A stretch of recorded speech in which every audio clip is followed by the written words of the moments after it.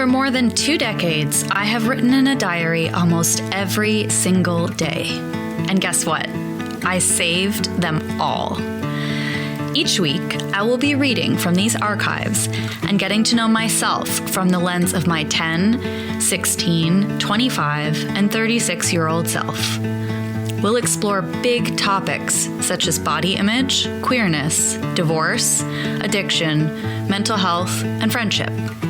I'll read cringy poems and attempt to find compassion for the painful tenderness of my younger self. Join the drama of me and my guests as we explore our boy-crazy, closeted, angsty selves, one stupid page at a time. Hello, beautiful humans. So glad you're here. Thank you so much for listening, for being here, for being curious. And that's how I'm feeling today. I'm feeling curious to see what's going to happen in these upcoming diaries. If you recall, it is 2007, the summer before I leave for college, and things are calmer than they've been in previous episodes, but internally things are not good, and I am soothing myself with alcohol and drugs and girls and boys and flirting and fighting with my boyfriend, which none of those are soothing me. And I'm also recovering from a pretty bad car accident. I am recovering sort of from being addicted to coke. It's kind of a whirlwind. I've been legal drinking age for 6 months, which is crazy. And we've just been going out to the bars every night and going to house parties every weeknight. And it's crazy. I'm also somehow working 2 jobs because I'm still saving up for college. I'm not really sure how that works, and I'm tired just thinking about it. But yeah, it's an interesting time for 19-year-old Yoda. I think we should just get into it. I don't have a lot of updates for now, so yeah, let's just get right into this diary.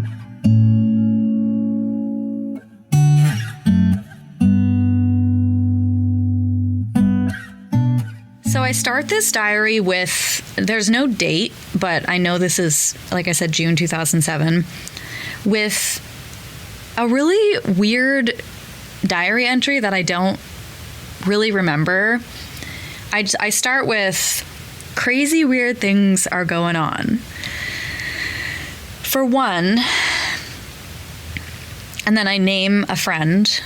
So for one, a friend came up to me last night and said, "Hey, remember when I said that you were the only one of my girlfriends that I'm not attracted to?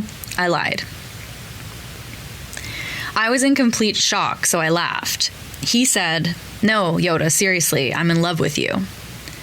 I was so in shock, but I figured, I'm hoping that he was just drunk. He said that every time he sees me, he falls more in love with me, and that it's not fair that we hang out because Corey is his friend. "Seriously, Yoda, you have been such a good friend to me, but I can't do this anymore. We can't hang out anymore. It's not fair." I said, "So what? I should have been less of a friend to you? Then we could still hang out?"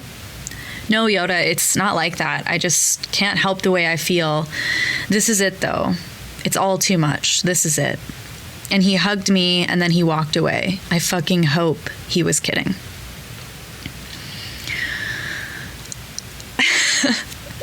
Reading that, I have so many emotions about reading that because so for one thing, I believe in my core at this age that I'm completely disgusting and unlovable. Even though I have like a hot boyfriend, I have lots of male friends who are constantly flirting with me, and apparently this gentleman who's in love with me. I kind of want to name this friend because this friend, the journey that we go on for the next decade is pretty crazy. But I also, we're still friends, so I want to respect his privacy here. But yeah, it was a weird moment, and this was again the first time that he professed his love for me. And I just wanted to pretend that he never said anything and that it never happened so that we could just continue being friends because I loved being his friend. And then things got complicated, and then they got easy, and then they got complicated, and so on and so forth for literally the next 10, 15 years. So that is interesting to see that that's where it all starts, because I don't really remember that happening, but yeah, I wrote down the entire conversation that we had. So that's interesting.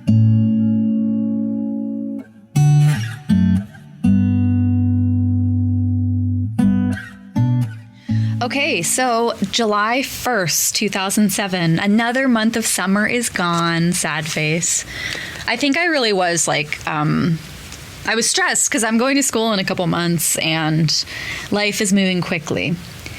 I feel stressed out about school. I feel like maybe Niagara wasn't necessarily the right choice now. Maybe I should have gone to Toronto or something, or maybe I should have just stayed here. And I'm so stressed about money. I feel unorganized and I need to save. Ongoing theme in my life. Anyways, it was a fucked up weekend. Wednesday, I went to Krabby Joe's with Mandy. We got so drunk as we waited for the storm to pass. Haha, just laughing and chatting. No idea who Mandy is. Thursday, I went to Zen Gardens with Katie. She loves it there. We had tea and ate veggie stuff and talked. I felt grown up. And then we took a trip to the thrift store, random good times. Friday, I worked and then went out with Sarah and Nikki. I thought, by the way, Sarah talks about going out, that it was going to be a great time. We went to Molly Bloom's, had some drinks, danced, met some people. I guess in a way I felt left out. I really just chilled on the patio by myself mostly. I saw Brian and Raylene though. Haha, I ended up staying at Corey's actually because Sarah was wasted and saw her ex downtown and they got in a big fight and somehow it had something to do with me, ? Anyways, she was mad at me, and so I didn't want to stay. Corey and I talked, but mostly just slept, which reminds me, he really wanted to hang out. He said, I'll see you back at my house when we went to go pick up my car. Haha, cute. Saturday, I was feeling bad about Sarah, but I ended up randomly hanging out with Janelle all day. We lounged mostly. Rochelle came over. They left. Corey came over and made me supper. Dad and them talked for hours, so I ate and then got ready, went to Rochelle's, and we went downtown, went to the Barking Frog so that we could say happy birthday to, I think it says Bucker, not sure who that is. But then we left because it was too busy. So instead we went to Joe Cool's and met up with Corey, Teal, and Cooper. And then we all went to Fleshy's, which is a strip club.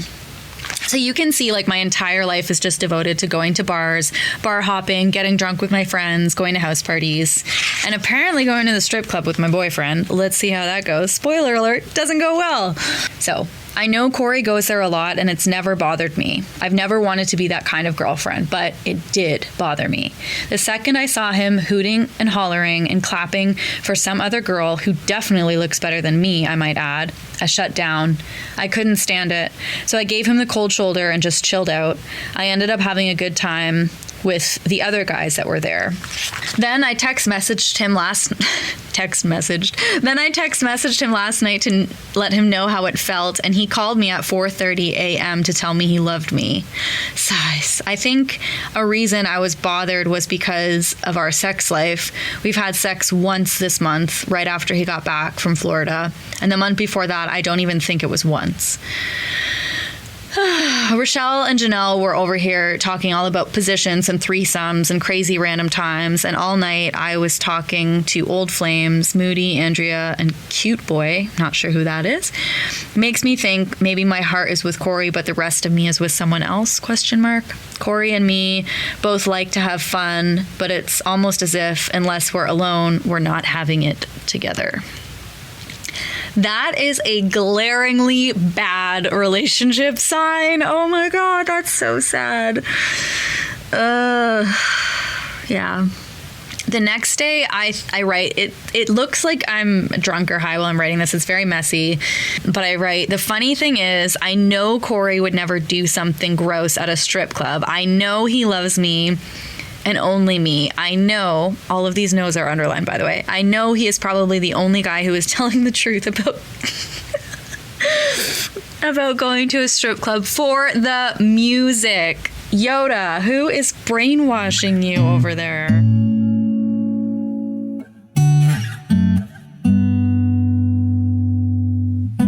On Saturday, I chilled with Shannon. We went to Sunfest, walked around downtown and chilled, had a nice time. She went home because I had plans to go downtown, only because I promised Andrea I would. And I really didn't want to deke her. So I went with Janelle and Rochelle. Janelle, being a weirdo, seemed mad at me, even though in all respects I should be mad at her for the other weekend, talking about me in the bathroom.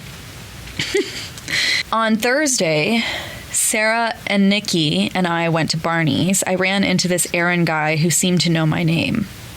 How do you know my name? Oh, I know Genevieve. How do you know Genevieve? Oh, well, I'm kind of seeing her right now. Well, that's funny because she's practically engaged. He froze up, and I realized I probably should not have said anything. Genevieve has probably never been so mad at me. So, yes,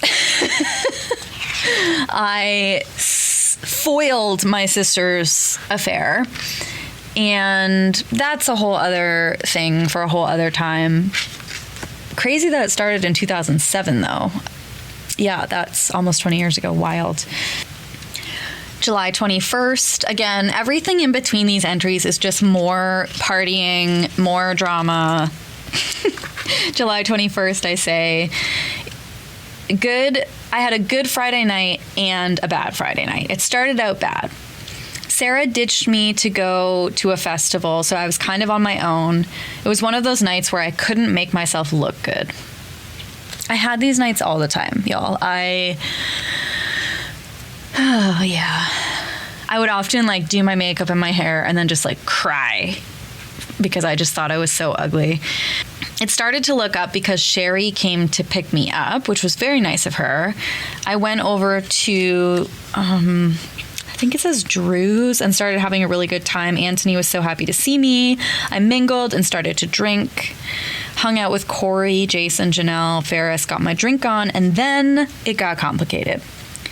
I could tell Corey was acting strange. I would try to kiss him, but he just wasn't feeling it. I could understand if he was bitter because Andrea was all over me, but still, I tried to fend her off, didn't kiss her, and was colder than I would have been in the past.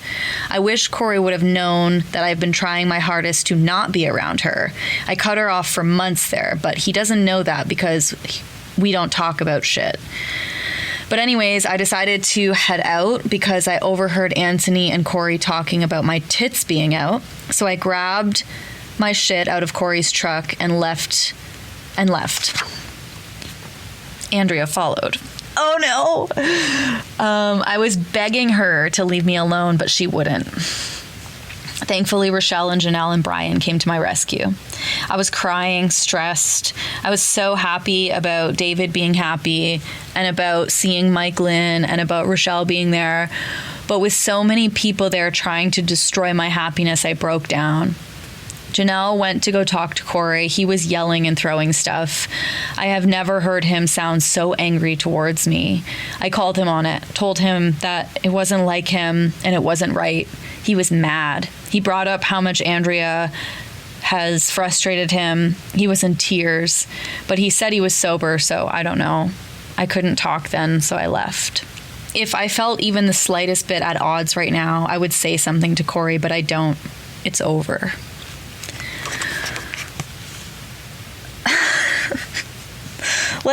I don't remember the minutia of this night. I don't doubt that this is true. I definitely think that I wrote it as it happened, or at least my perception of how it happened.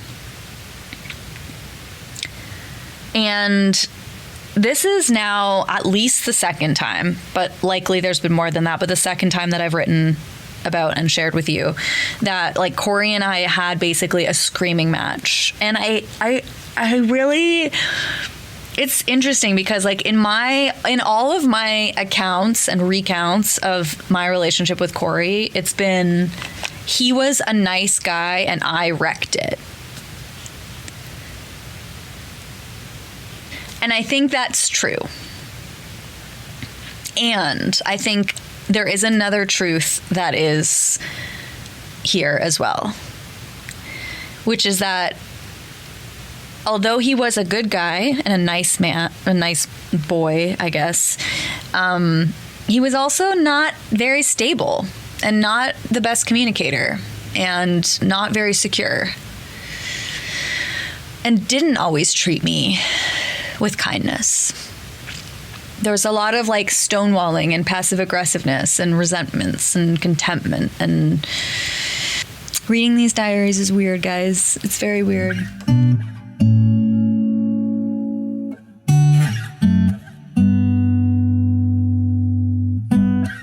So what do I do when Corey and I are in a fight? I allow one of the other like entanglements I have to like creep forward. That is what I always do. So in this case, July 27th, I go out for a drink with Mark. You all remember Mark. He was the one who kissed me right after I started dating Corey. I assured him he had nothing to worry about. I went for a drink with Mark. We played text message all day. I finally called him and we met up at TK's, had a few beers. It wasn't awkward. I think knowing how happy he was to see me was enough. We talked about school, our friends, even about us. He said, honestly, I had a window there where we could have been together, but it's closed. Oh, no, that's what I said. I said, honestly, I had a window there where we could have been together, but it's closed. And then you tried. It was just bad timing, Mark. That's it. It was such a good conversation. He smiled so huge when I asked for a hug when we were leaving.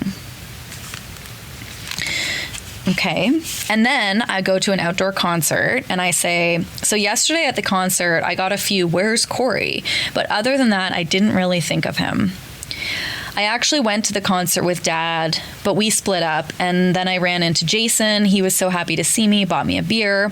Then I lost him, so I found Bevan, and then I lost him, so I found Bennett. We found Brian, and then we found da-da-da-da-da-da-da-da. So basically, I'm just being like a little social butterfly at this concert, and I'm just like flirting with all the boys and basically happy to be like single in quotation marks. I don't think I am single, but I think Corey and I are in a pretty bad fight.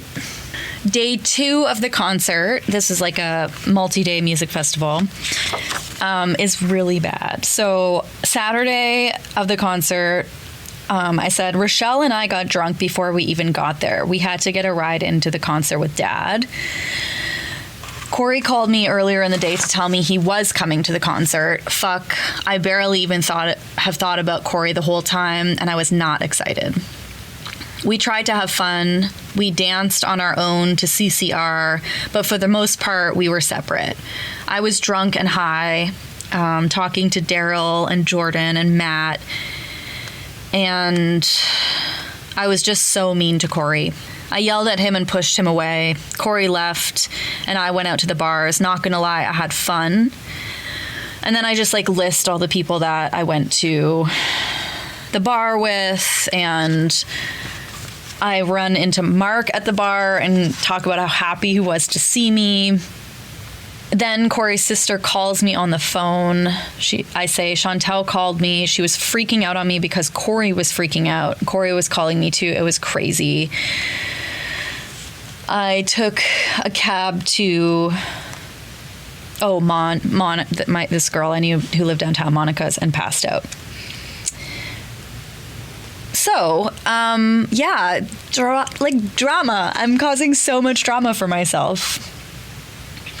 Sunday. I went to pick Sarah up because she didn't want to be alone, and I was just trying to be a good friend. We talked. She said, boys are dumb, haha. Then Corey called me and said he wanted to talk. He came over at 7, and it was so strange. I knew he was mad, but he seemed so different, so cold. He said that he didn't think we were working out. He asked me if I had anything to say, but I was so tired, hungover, cranky, and mad at that time. Plus, it didn't even feel like I was talking to him, so I said nothing. He stormed off and said, I should have just let you sleep. Monday was a sad day. I ended up calling Corey because I didn't want to leave it the way we did. He didn't sound so mad anymore, said he still wanted to talk. A few days later, what day is this? Wednesday. I say, Chantal called me earlier to apologize for yelling at me. Obviously, Corey was like, you gotta call you and apologize. Then Corey and I went out for a beer. Here's our conversation. Me. I just can't believe how different you are today. Corey. I started to feel bad about what I said and how I acted. Me. That doesn't mean you didn't mean it. That doesn't mean I don't regret it. Me. Yeah, but we can't keep telling each other that we want to break up and then take it all back because we're sad. It's now or never. We have to decide what we're going to do. So we talked, and we had a good cry. I told him that I was sorry for all the things I made him feel like a piece of shit about. I told him that the biggest reason we are still together is that because he is the best guy. I told him how much he's been here for me through my accident and through Lewis and through mom and dad splitting up. He told me that after his ex, I gave him complete confidence, self-esteem, and that he trusts people now. We cried and agreed that if we stay together and continue the way we are now, we will not be able to be friends. And we agreed that we do not want that, and that we are too important to one another to let that happen.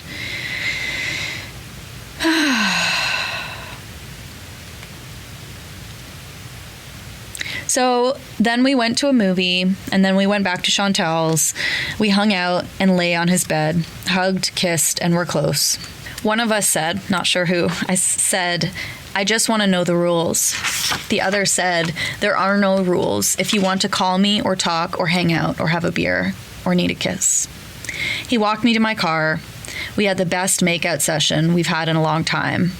He picked me up, put me on the car, and we looked deeply into each other's eyes. I love you so much. I will always be your babe. Always. I love you too. It was romantic and relieving and great. I was just hoping it wouldn't have been so sad. Did we break up? I can't tell.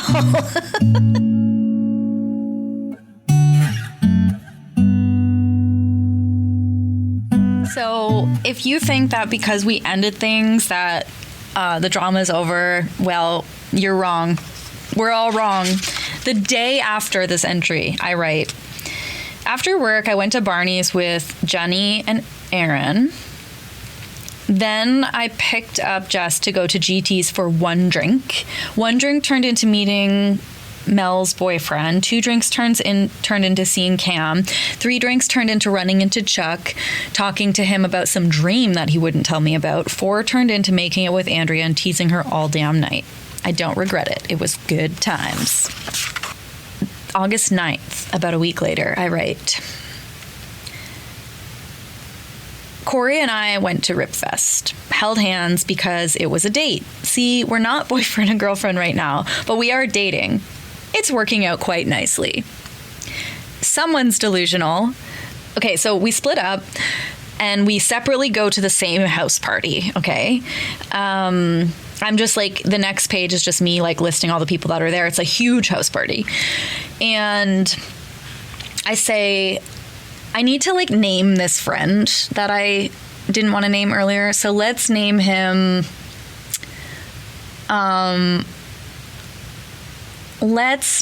Derek. Okay, so I chilled with Derek, tried to talk to him, but he kept saying he couldn't because of Corey. We all went swimming, and then I finally convinced Derek to go somewhere and talk to me. We were sitting on the trampoline when I all of a sudden heard Corey freaking out about something. He was crying in a fit in a way I've only seen him once. I heard David say, fuck her and leave her. And then heard Corey tell Oompa, I'm sorry, man. I just didn't want to be in it for that long. Naturally, I thought they were talking about me, so I stormed off and was freaking out. Janelle wouldn't let me drive because I was drunk. Good for her. Corey ran over to the car, very dramatic. We talked, but I couldn't get very much into it. All I was thinking about was how mad I was when he finally revealed what he was really referring to. He was crying about Oompa and him wrestling because Oompa pushed him to his limits. And then David said what he said to him because of what was on his t-shirt, because he was trying to cheer Corey up with what it said, which was fuck her and leave her. So then I felt like an ass. I brought Corey back here because he was too drunk to drive. I made him breakfast and we talked. Okay. Okay.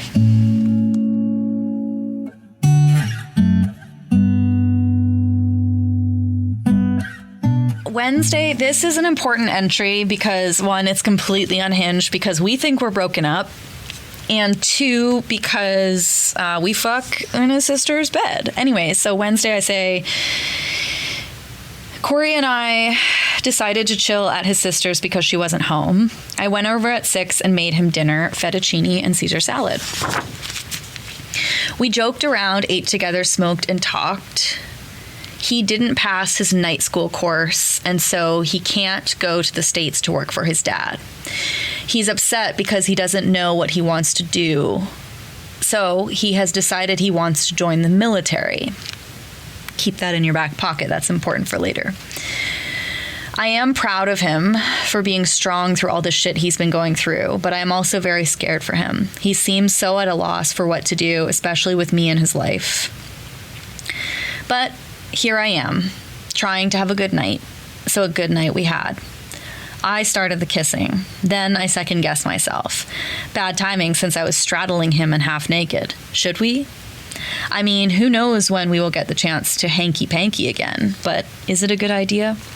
We continued, moved it to the bedroom, and had the best sex ever on Chantel's bed. I felt the explosion I've been missing. I held him down for dear life when I came. It was sexy, hot, all I wanted. We shared a smoke, and that was that. Okay. Oh my God, this is this is so delusional. Okay, I want to say, like, as crazy as I think this situation is like, I know what I'm doing here, right? Like, it's less than a month 2 weeks till I move away for college, right? And I want to soak up all that I can from this boy that I've been in love with for 4 years. I don't want it to be over and just have like a miserable summer where we're going to be bumping into each other at parties and all that. I just want to like milk the relationship for what I can. Terrible, I know. But I also, like, so I'm not ready for it to be over, but I'm also, like, so desperate for freedom. And, like, I want to still, like, have sex with Corey and cuddle with Corey and have good conversations with Corey. But I also want to be able to, like, kiss whoever I want, which, like, I can have compassion for that. I'm young. I'm 19 years old, and this is something that I had felt constantly in every relationship, or like in every relationship I had or will have, basically until I was like 35. I had this like dramatic push and pull of like, I want to be committed and monogamous, but I also like really want the freedom to do whatever the fuck I want. I don't think that in itself is a bad thing. I think the way I treated Corey is bad. I think the way we treated each other is bad. I think we're being delulu and we both know it, and that's bad. And it's only going to cause suffering. But did I know that then? I'm not sure.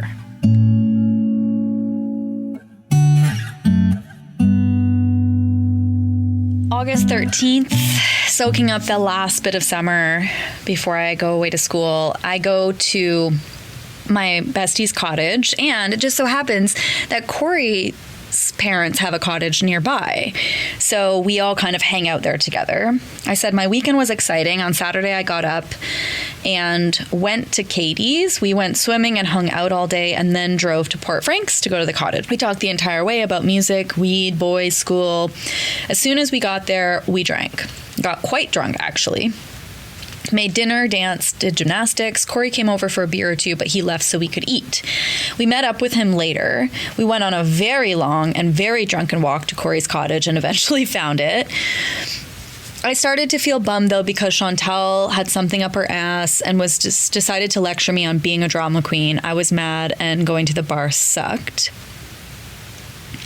Corey drove Katie and I home because we ran through the sprinkler, and on the drive home, I broke down, bawled. Katie tried to comfort me and said that she has never met anyone that has not liked me, that Corey loves me and things would be okay. Corey just held my hand. I thanked them both for being there, and then when we got back to the cottage, I continued to get drunk. So yeah, that happened a lot when I drank. I would get so drunk that this is one of the like non-diagnostic signs of, I think, alcoholism is like almost every time I drank to that extent, I would have like an anxiety attack that when I wasn't drunk or high, I would conceal, right? Like I would keep it inside. But as soon as I drank, it would come out. And that period. And it was so hard on my friends and the people around me, and it was so hard on me. Like I was miserable, and I was afraid, and I was so anxious. And Corey and Katie both saw that happen to me many, many, many times, and I'm so glad that I don't have to do that anymore.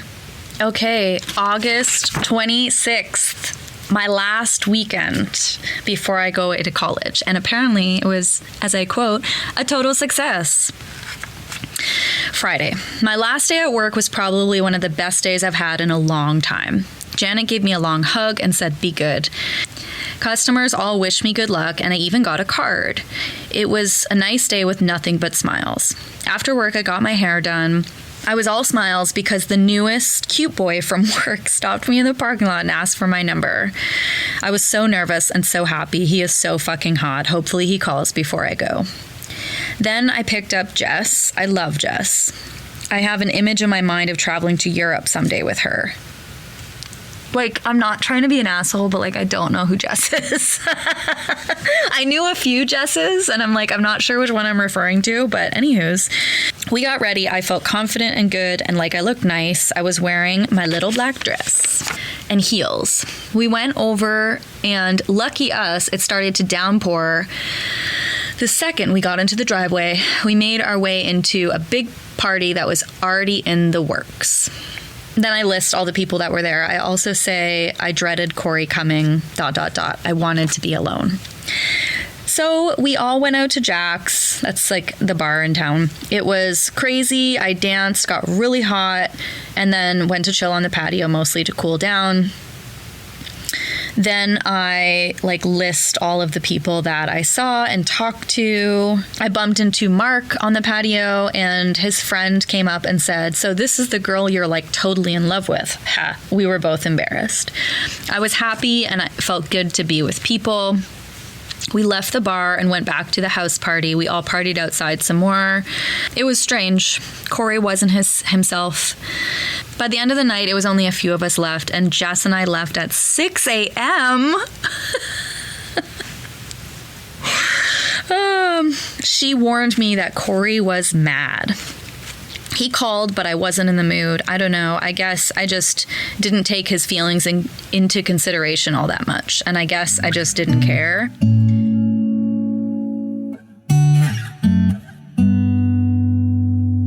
Oh my God. I just, I'm having a flashback of this night. I haven't thought about this night in so long. And it was such a weird night. Basically, I woke up at 4 p.m. Because partied the whole night before. So much for a productive day. I went to my mom's for dinner, and it was fun. Then I went over to Dave's. So Dave is not in my friend circle, but he's a friend that I have from otherwhere from elsewhere, and we have had this flirtation for years, and I've definitely shared about him before, but obviously I'm trying to make something happen with him before I go away to school and maybe never see him again. So anyways, I say, then I went over to Dave's. Yeah, I could have gone to the party, but I was tired and I wanted to just chill. But I did prepare. I guess I expected something to happen because it was just me and him at his apartment drinking beers. We talked, joked, got a little serious and started talking about his brother, my sister. Then we went on a nice walk and just sat outside. We started playing cards, which turned into strip war. But it didn't go anywhere. There was only one moment when I thought he for sure wanted something. I was sitting on the couch contemplating staying or going, and he kneeled in front of me to eye level. Well, you can stay if you want. I felt like that was the moment, but I missed it.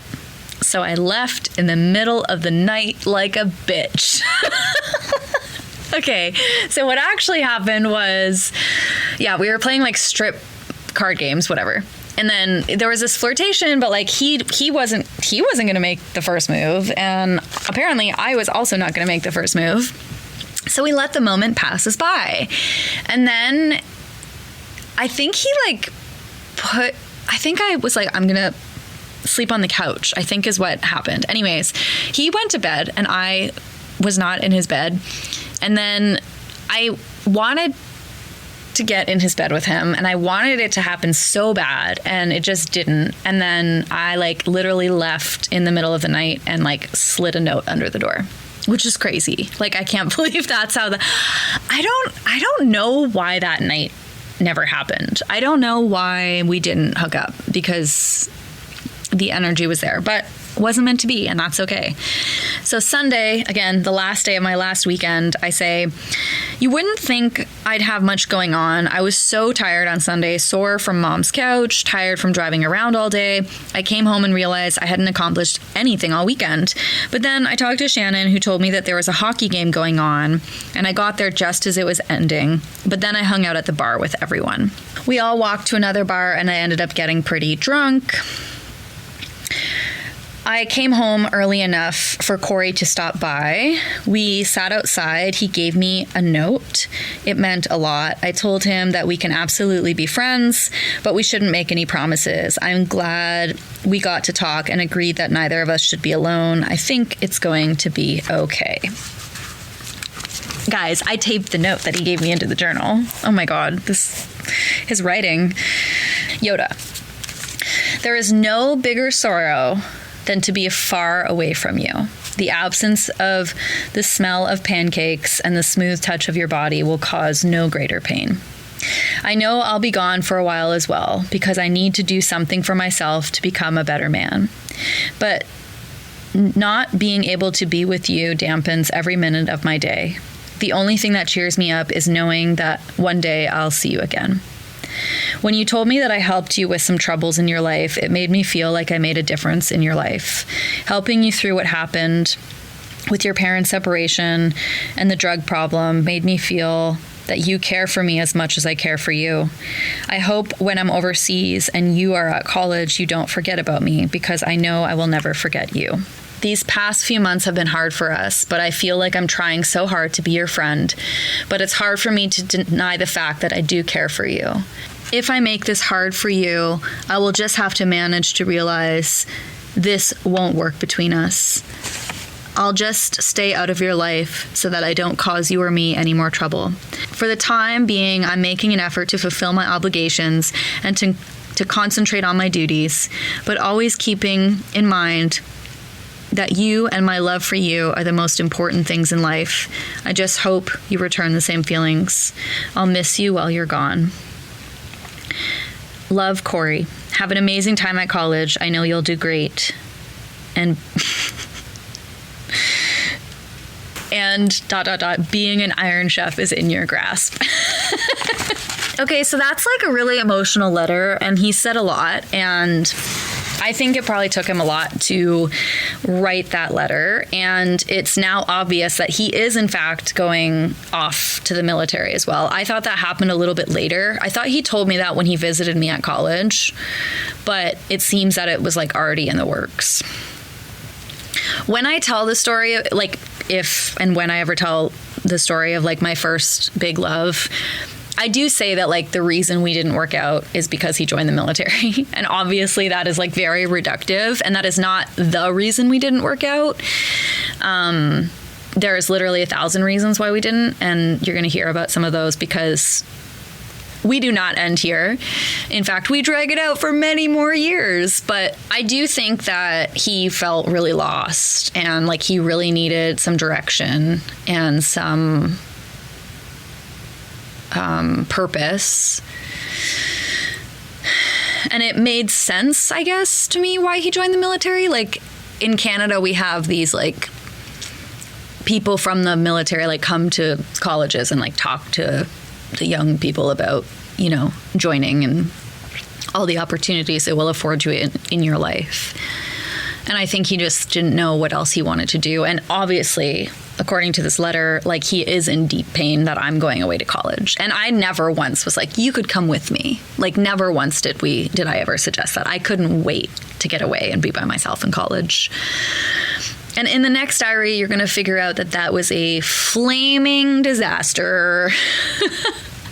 That's growing up. That's life. And like, I'm so glad that I went away to college. And also it was like so painful and formative.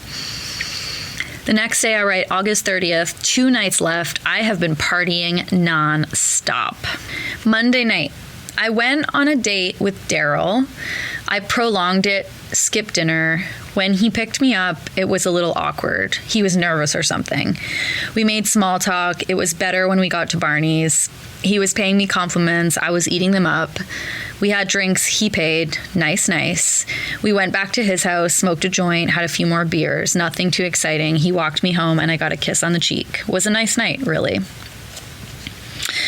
Tuesday, I went to the beach all day with Corey, Katie, and Alex. That's Katie's boyfriend. It was a very good day, except for the minor panic attack I had while swimming to the sandbar. Corey saved me, though. We had a nice car ride, a nice day. I'm gonna have to get you home late so I can spend more time with you, he said. We got in at about 9, though. Did I go to bed at 9? No, I went back out. In fact, I went to meet up with another guy, this guy named Brian, who had been like pestering me for weeks about meeting him for drinks. And so I actually went to the bar to meet him for drinks, and I just said he was too wasted and it was a waste of my time. Wednesday, I went to the beach again all day. This time I went to Port Stanley and GT's on the beach, had some beers, went for a swim, met 2 nice boys, and a whole table full of not so nice boys. It was a seriously great day though. Sarah cried when we parted ways, hugged for a long time, and she promised to visit me. On my way home, I decided to stop in and visit Derek. As usual, a smoke turned into 10 smokes, and then we were in my car at 3 a.m. talking. It was a great time. We gossiped and wondered what school would be like. He hugged me and said, "Goodbye, old friend." So maybe he's not in love with me. Maybe we are just friends. Maybe he was just drunk. I don't know. Who's to say? Okay, September 1st. Thursday was great. I got ready, went to the bar. Well, first I went for dinner with Jess and Aylin and got some drinks. I actually had a lot of fun. We went to the bar, met up with Jay and Corey. They left. Corey must have known I wanted to be on my own. It was okay, though. And then Andrea came. We all got drunk, danced. I ran into Daryl, the guy that I had gone on a date with a few nights earlier. He said that I looked really drunk. I've always hated that line. Jess started to puke, so me and Andrea took her home in a cab. Then we hung out, and I ended up bringing her back to Mom's house because Mom is out of town. We hung out there and had a blast. I made dinner. We drank and smoked and talked until 6:30 a.m. Okay.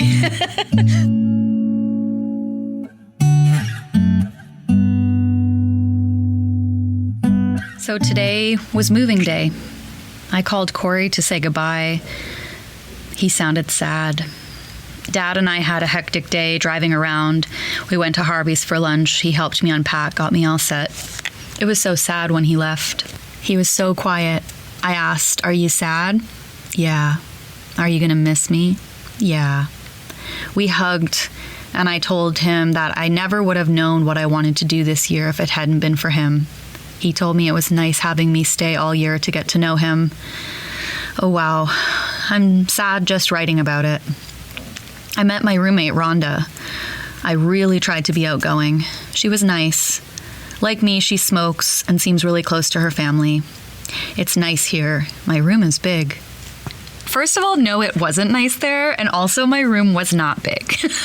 But this is the first time that I've ever lived outside of my own house. And it's the first time I've really done anything. And I think that that's really funny.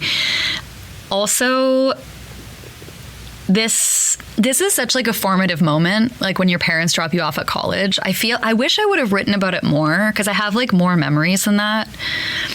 But it is, I think, true to how it felt in the sense that like, yeah, my dad and I packed the car.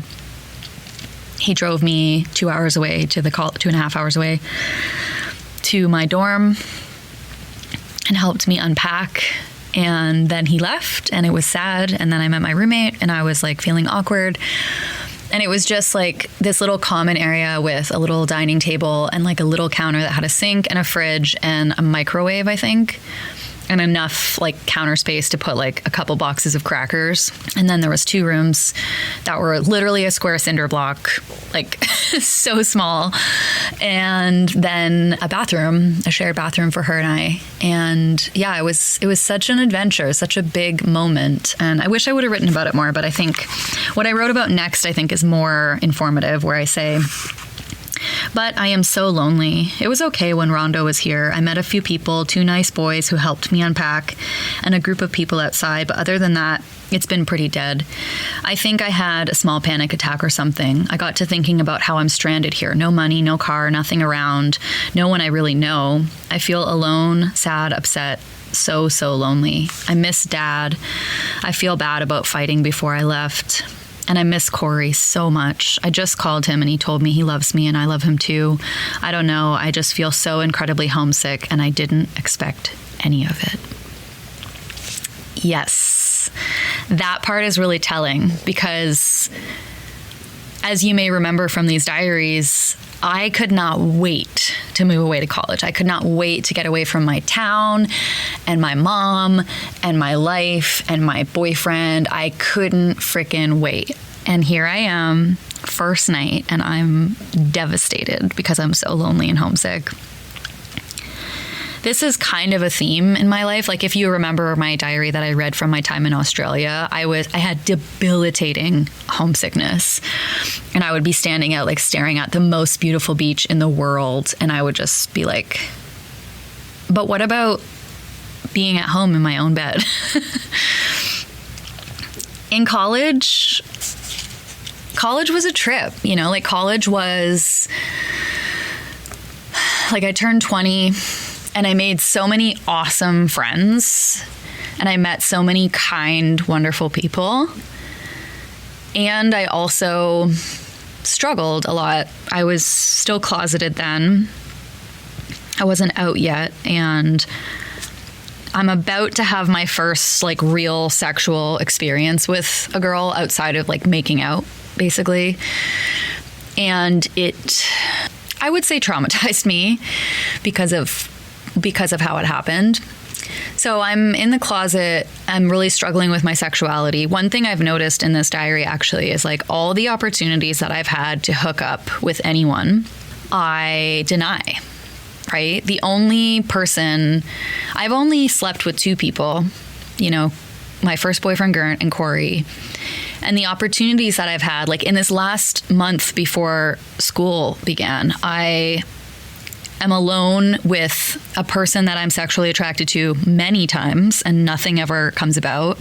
I go on several dates with different people and they all end with like a kiss on the cheek.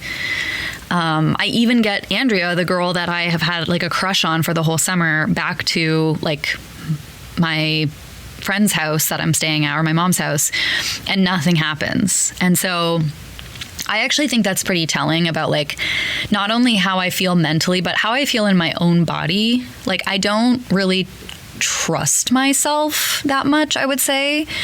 And I'm really struggling with body image. Another thing that you're going to hear a lot about in this next section of diaries while I'm in college is my eating disorder. That is clear to me that I have an eating disorder and I'm dabbling in anorexia becomes like fully alive.